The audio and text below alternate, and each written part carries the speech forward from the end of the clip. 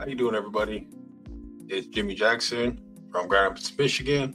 I am a realtor at Keller Williams, GR North, and I'm making a quick video that I'm going to break down a quick property, just showing what is better. Do you want to purchase your investment property through a bank, or do you want to do a land contract? Land contracts are becoming very popular these days. They took off, in my opinion, during the pandemic. During the pandemic, everyone was sitting on their computers, learning and learning and learning about real estate. So I'm going to show you this mortgage calculator really quick. I'm just showing you that the home price, the down payment, the loan term, and the interest rate.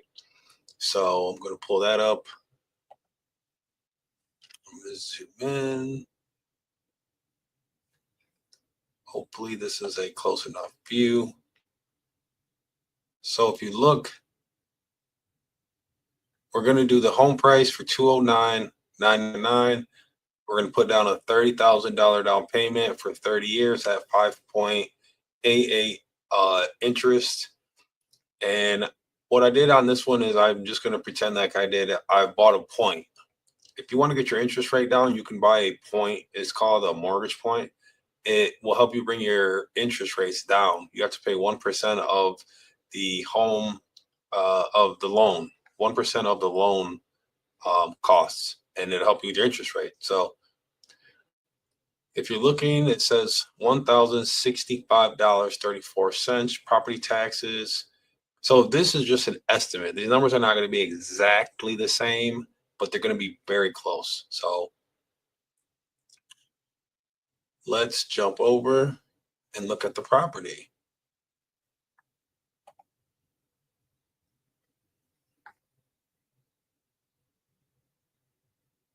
I just pulled something up.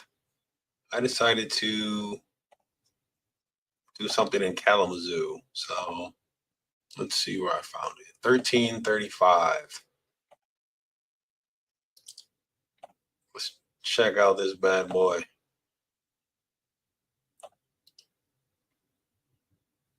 So let's say we got this property, 20999. Now, how are we going to get it? 3-bedroom, 2-bath, 1,300 square feet. Why is it still on the market? They've had a price cut. It's been foreclosed. It's been on the market for, let's see, 135 days, 1,700 views, or 1,200 views, 53 saves. It's still on there. Let's just scroll through this a little bit.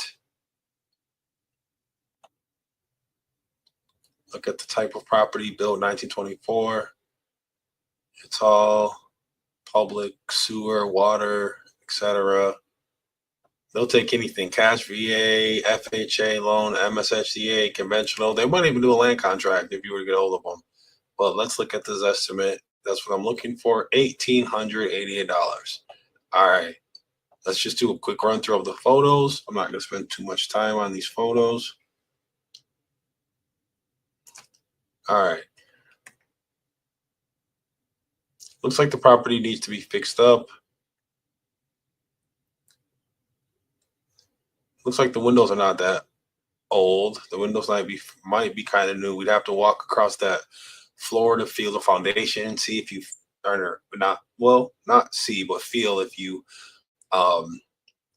see how, if the foundation is squeaky or if you can hear cracks, if those boards on the bottom and the floor, if there's any gaps between them, that's how things can get discombobulated. That probably all needs to be redone. All of it. Countertops, cabinets. The dishwasher don't look too old. Though this back window right here, that looks like it's fairly new. Maybe these cabinets up here might not be that old. Maybe. I don't know. I'd have to see it in person. If I'm just gonna rent it out, I might not do a complete renovation. It just depends on your cap, how much you're trying to spend, and if you want to raise your rental rates crazy or leave it as it is or whatever you want to do. Yeah. Oh yeah. Look at this right here. They haven't fixed these. These ones up here are shiny. Not gonna lie, but cameras these days, you really won't ever know what you're looking at. So, all right, I'm just using this house as an example. So it looks like we probably, I don't know. I'm just gonna make up a number and say we're putting in another 30,000 for renovations. So let's say a total of 60,000. Let's see. You walk in the door, bam. You have this is your front entrance right here. And all of these are hallways, opening closets. They don't have the opening closets in the bedroom because you can't see any. So yeah. Okay, so that's the property. Now let's get ready to, let's say we go put in our offer. Let's close this. Okay, so we checked the property out. We're like, hey, looks good. I don't know if I want to give you the full price, but let's do it. Let's just do it for 209. Let's see if it's worth it. Let's see if we can do the renovations and we can bring the property up to 230, maybe even more. Who knows? I also have a rental report. So I'm going to pull a rental report up really quick.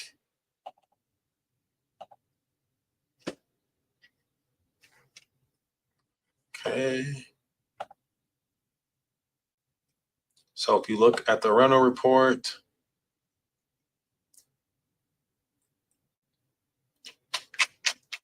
looks like the RVM estimated price range is 223.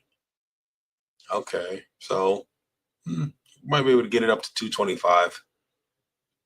I mean, I still would obviously offer him a lower price. 205 wouldn't be something that I would pay if I was doing a fix and flip. I would not pay 205, 209 for a home that I was going to rent out. I would pay this if I was going to buy it and live in it and fix it. But if I was going to rent it out, I definitely would not pay this much for this property. There's a difference. I've said that in some of my other videos as well. All right, let's say we're going to refinance. First thing is let's look at, nope, sorry, I don't want to jump to the refinance. Okay, let's say that we purchased the property at 209. Let's see.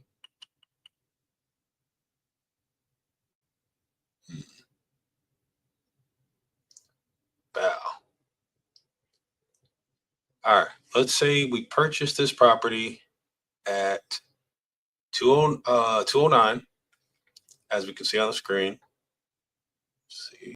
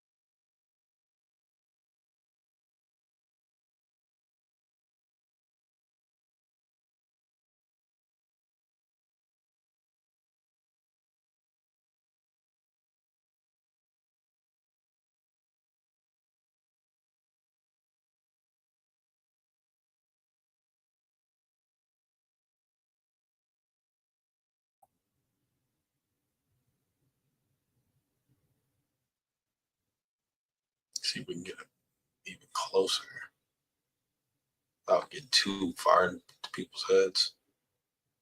No, that's about as close as I'm going to get it. So, anyways, so if you look right here, I'm going to put up a mortgage versus a land contract.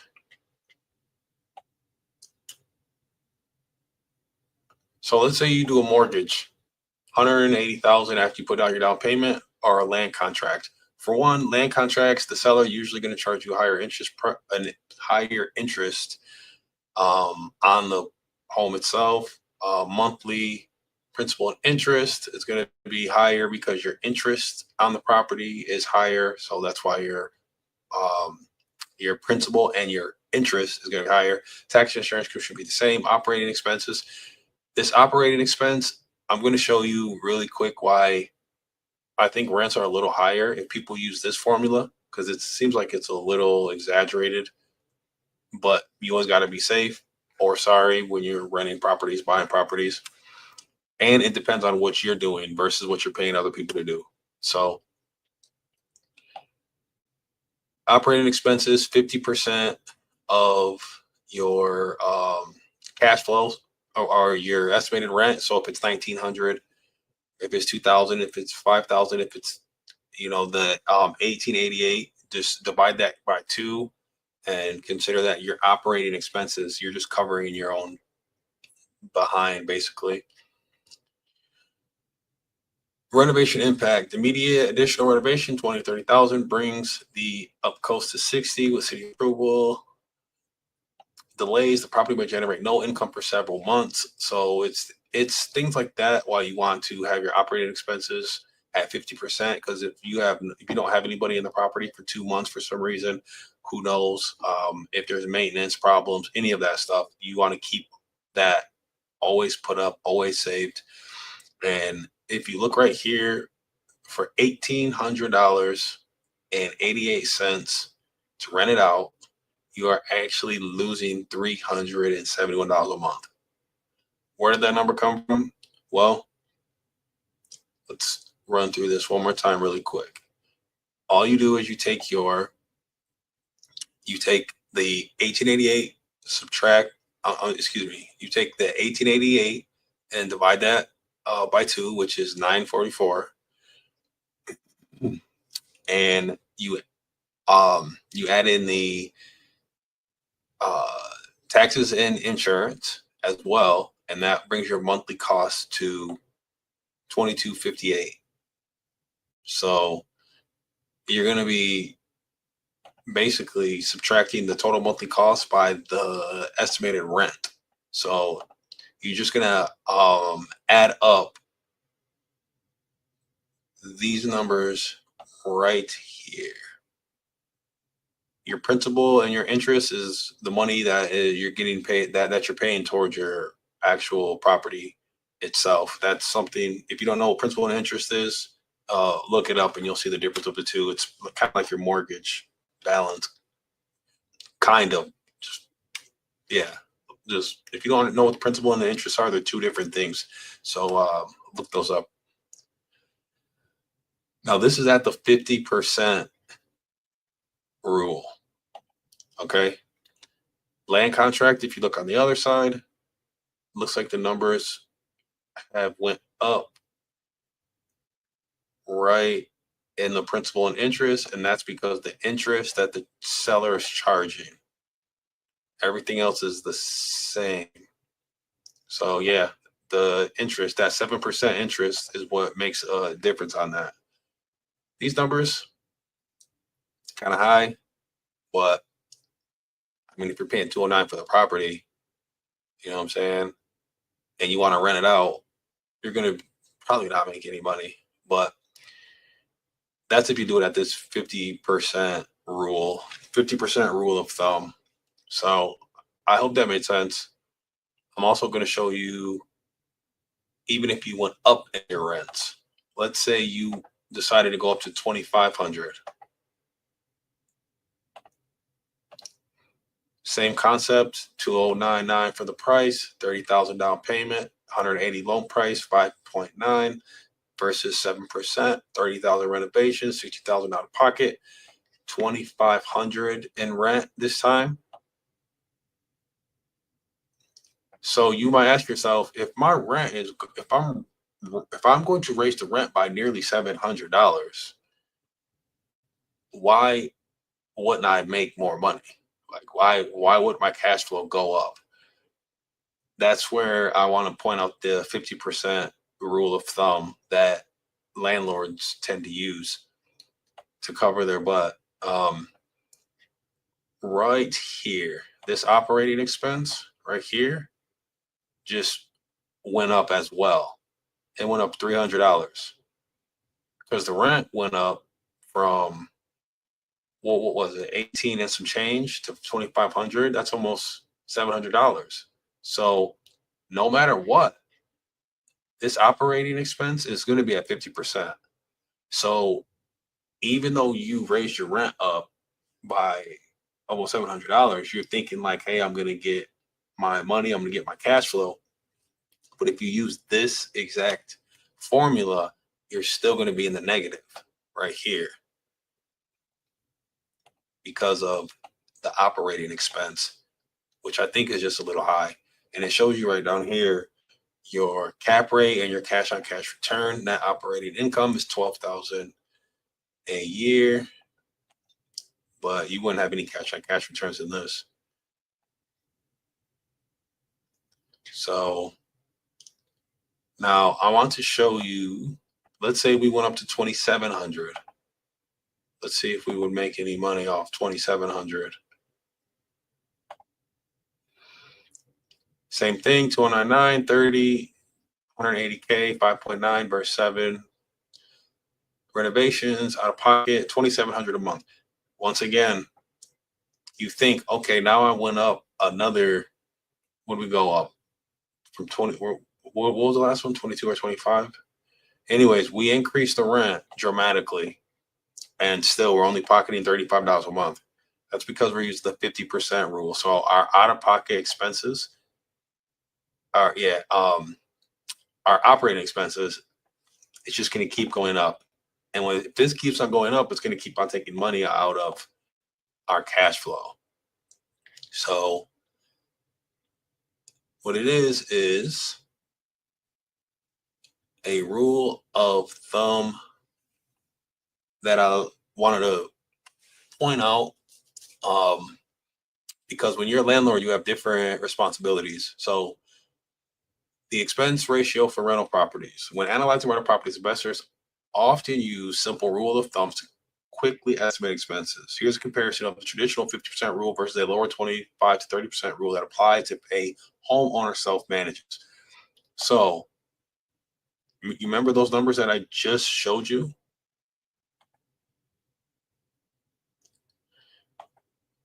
Let's look at those numbers. Well, first, let me run through this. So the 50% rule this is how they accumulate that. They say, hey, 15% of the rent goes to properties and taxes. 5% of the rent is for vacancy allowance. That's if no one is there. 8 to 10% is maintenance and repairs for the rent. 8 to 10%, roof, furnaces, capital expenditures.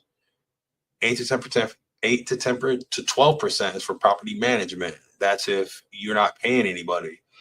And utilities varies. Sometimes the landlord pays them, sometimes don't. That's how they get their 50%.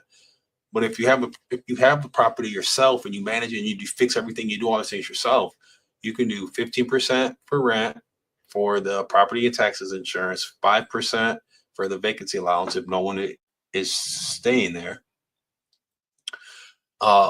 Maintenance and repairs, you can include that in here. You can include that in your capital expenditures because you're just doing it all, you know what I mean, on yourself. You're not paying the property management, you're self-managed, and you're not paying utilities. The tenant is paying those utilities. So you can lower this 50% traditional rule down to 20 to 35% to improve to improve your cash flow. It's going to be higher risk because you're charging less. But I mean, if you looked at those numbers, I don't think it'd be that bad if you went down from 50% to 40%, 33%. So an example is a $2,000 rent, 50% rule, 1,000 goes to expenses, 20 to 30% rule, 500 to 600 goes to expenses. The difference, $400 to $500 is more monthly cash flow if you self-manage and keep the cost low. Here's a little example, a deal analysis with 33% rule on this same property. And this is not, oh, okay. So here's the same deal with the 33% rule. The rent scenario, $1,800 a month. Even with the 33% rule, you still would net negative $50 or negative $182. So obviously you buy the property, you're fixing it up, you're putting money into it, you're gonna raise the rent. It doesn't matter. You just fix the property up. I mean, you're just all still in the negatives. If you bought that property, fixed it up, and didn't raise the rent, you just were wasting your time. Now let's do the 33% scenario. You raise the rent to $2,200 a month, which isn't that much more than $1,888.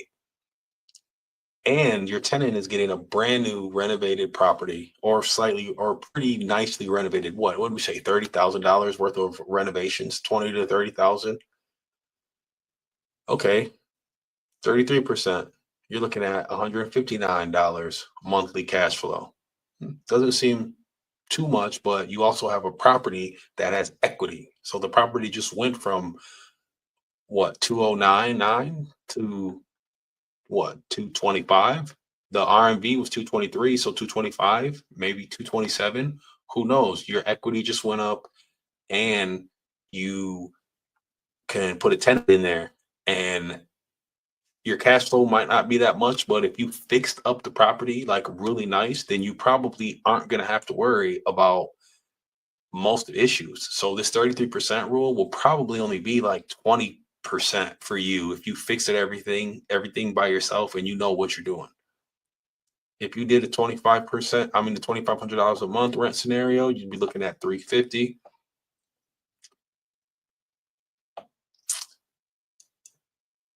And or 360, sorry. I'm not looking at the land contracts as much as I should be, but the land contracts, like I said, the sellers usually charge higher interest because they're the bank. And let's just say you went above and beyond and said I'm charging 2,700. Your cash flow would be 494, but that's if you did the 33% of your operating expenses. Which, if you redid the entire property yourself, I still think 33% would be somewhat a little high. I think your operating expenses would be like 20%.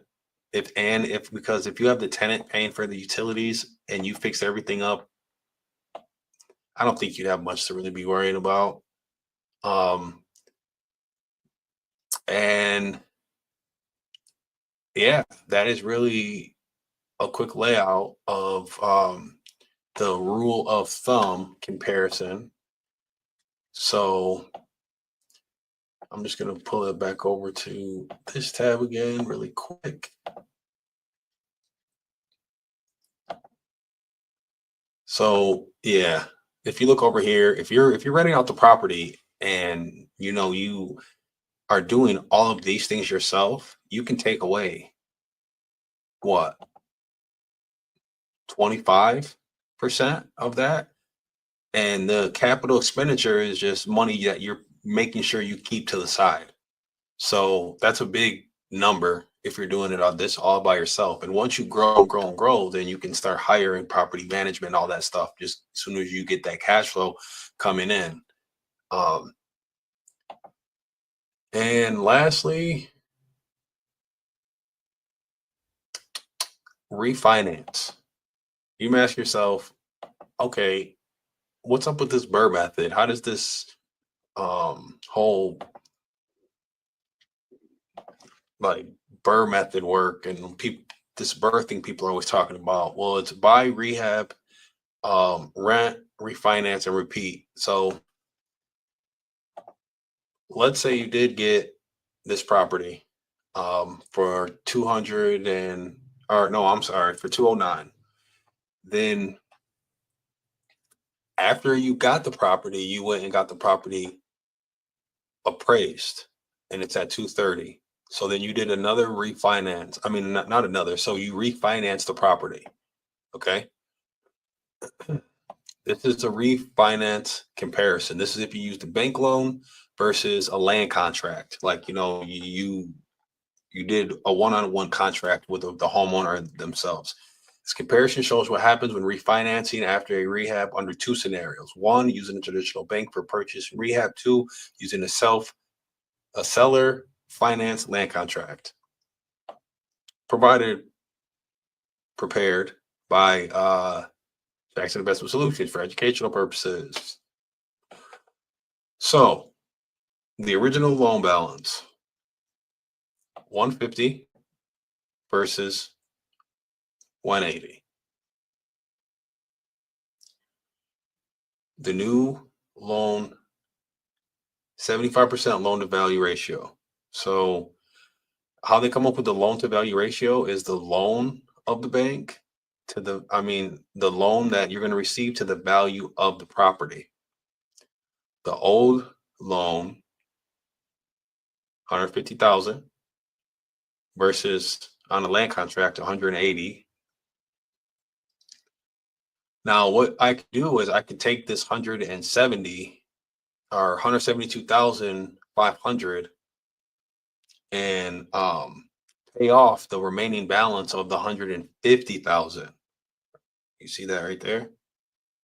What that does is it leaves me with $22,000 cash that I could take home in a check, and the equity of my property is that remaining 25%. That's 57,000 in equity that I still have in the actual property itself. So I have a mortgage balance of 172.5. My property is worth 230, and out of that 230,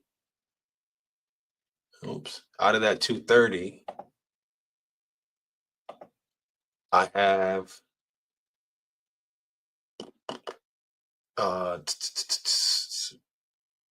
57,500 in equity. 172.5 is in debt or mortgage. I mean, if you owe money to the mortgage, that's debt, really. So you really are worried about the equity.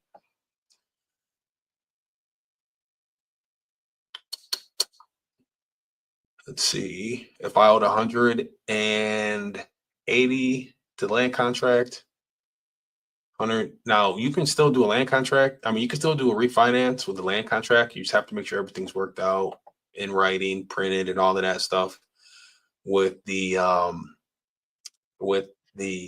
seller. And you make sure all the paperwork is done. You do everything through escrow, attorney, title, insurance, all that stuff. The original purchase price was 210,000. So let's see. Yeah, so that was a really good snag. If I were to be able to cop my hands on that, that'd be a really good snag. So, but yeah, let me read something. Oh, and I forgot this part.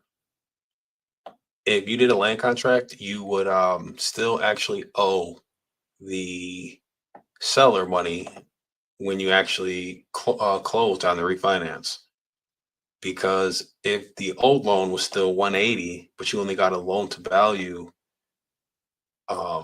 appraisal or loan amount of 172, you actually still would owe $7,500, but you still have 57,500 in equity, and your new mortgage balance is 172.5. So that's not too bad if you are looking at doing a refinance on a property that you get. So you put in 60,000 when you put your down payment plus your 30,000 in renovations or whatever, and then you would get back 22,000. So now if you put in 50, you're down to 38 and of your debt that you receive back, and you still have 57.5 in equity. So essentially add these two numbers together right here. 57.5 plus 22. So 50, 60, 70, 79, 70, 80. You have $80,000 in like, you know, overall assets. Well, I guess I don't know if you call, I guess if you kept the cash in the money, I mean, in the bank, would that be an asset?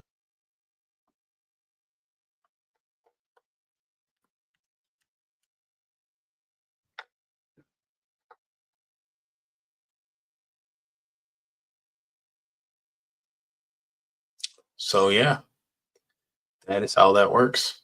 Um, Sorry, I had a little problem with the mic. Last thing I want to show you is interest rates. When you're looking at refinancing, don't, or looking for homes at all, don't hesitate on looking at multiple lenders. Don't jump on the first one that you find. Search around. Search, search, search, search, search. And pay attention to fees and points. Always pay attention to the fees and the points also. So people need to know what fees and points are. Fees are like the underwriting costs. The fees are like the cost for the loan originator to put it together. Your points, those are your mortgage points that you can buy if you want to get your mortgage rate down a little bit, things like that. So pay attention to those things. Those things make a big difference. Thank you for watching. Have a good, safe, blessed evening, everybody.